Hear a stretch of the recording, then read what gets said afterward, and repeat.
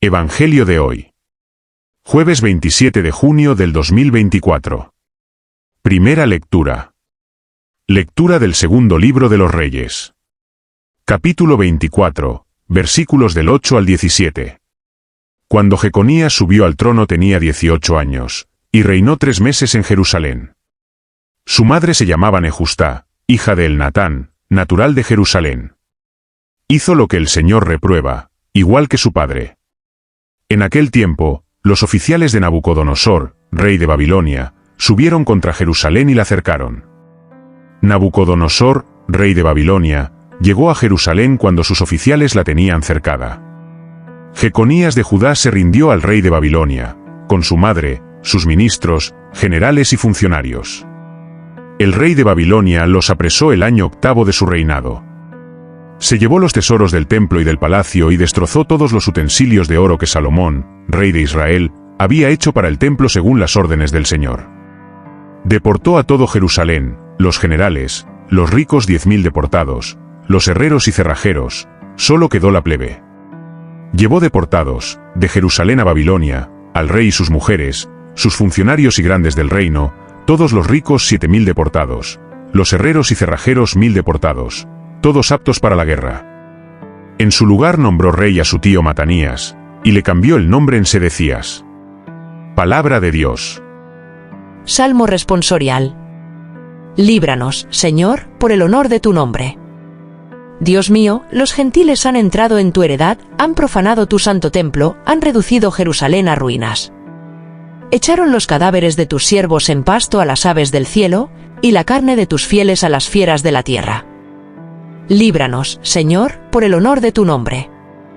Derramaron su sangre como agua en torno a Jerusalén y nadie la enterraba. Fuimos el escarnio de nuestros vecinos, la irrisión y la burla de los que nos rodean. ¿Hasta cuándo, Señor?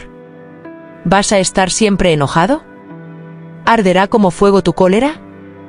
Líbranos, Señor, por el honor de tu nombre. No recuerdes contra nosotros las culpas de nuestros padres, que tu compasión nos alcance pronto, pues estamos agotados.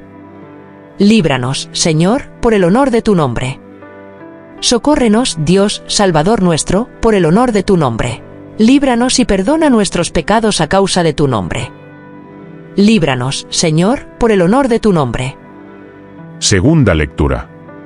Lectura del Santo Evangelio según San Mateo. Capítulo 7, versículos del 21 al 29. En aquel tiempo, dijo Jesús a sus discípulos: No todo el que me dice, Señor, Señor, entrará en el reino de cielos, sino el que cumple la voluntad de mi Padre que está en el cielo. Aquel día muchos dirán: Señor, Señor, no hemos profetizado en tu nombre, y en tu nombre echado demonios, y no hemos hecho en tu nombre muchos milagros. Yo entonces les declararé: Nunca os he conocido. Alejaos de mí, malvados. El que escucha estas palabras mías y las pone en práctica, se parece a aquel hombre prudente que edificó su casa sobre roca. Cayó la lluvia, salieron los ríos, soplaron los vientos y descargaron contra la casa, pero no se hundió, porque estaba cimentada sobre roca. El que escucha estas palabras mías y no las pone en práctica, se parece a aquel hombre necio que edificó su casa sobre arena. Cayó la lluvia, se salieron los ríos, soplaron los vientos y rompieron contra la casa, y se hundió totalmente.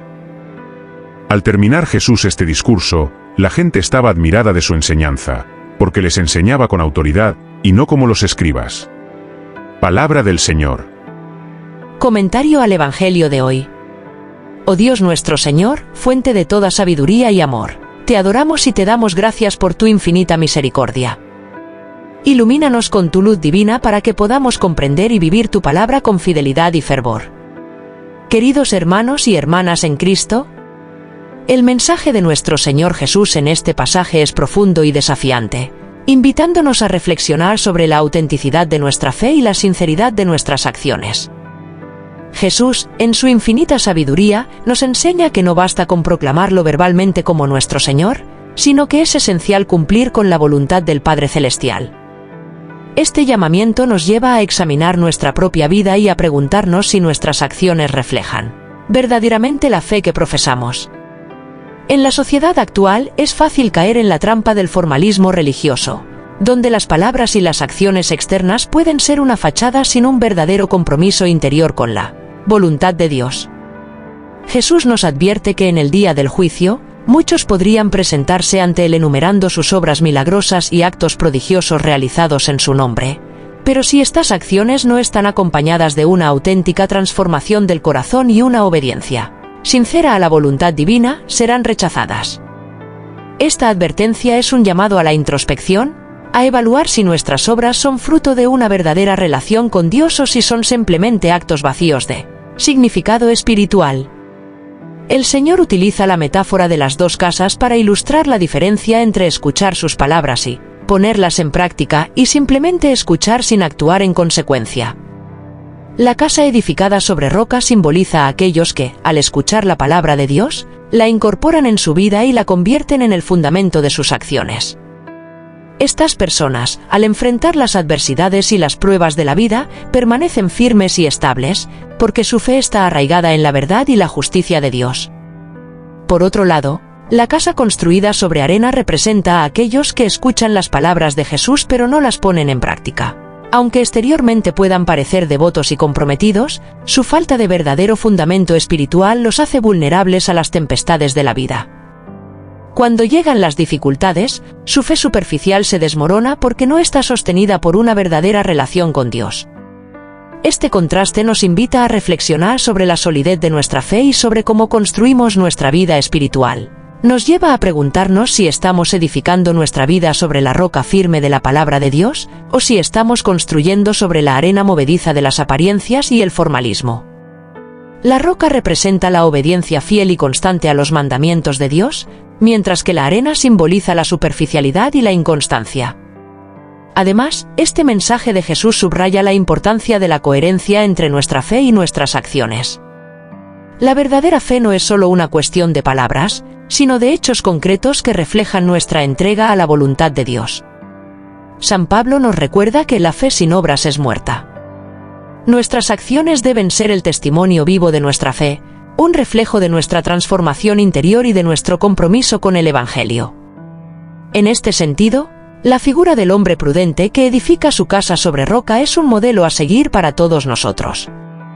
La prudencia en la fe implica una escucha atenta y receptiva a la palabra de Dios, y una disposición a ponerla en práctica en nuestra vida diaria.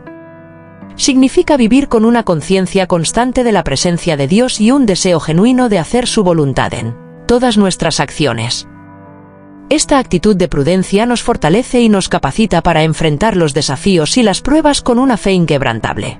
Al final de su discurso, Jesús es admirado por la multitud por su enseñanza con autoridad.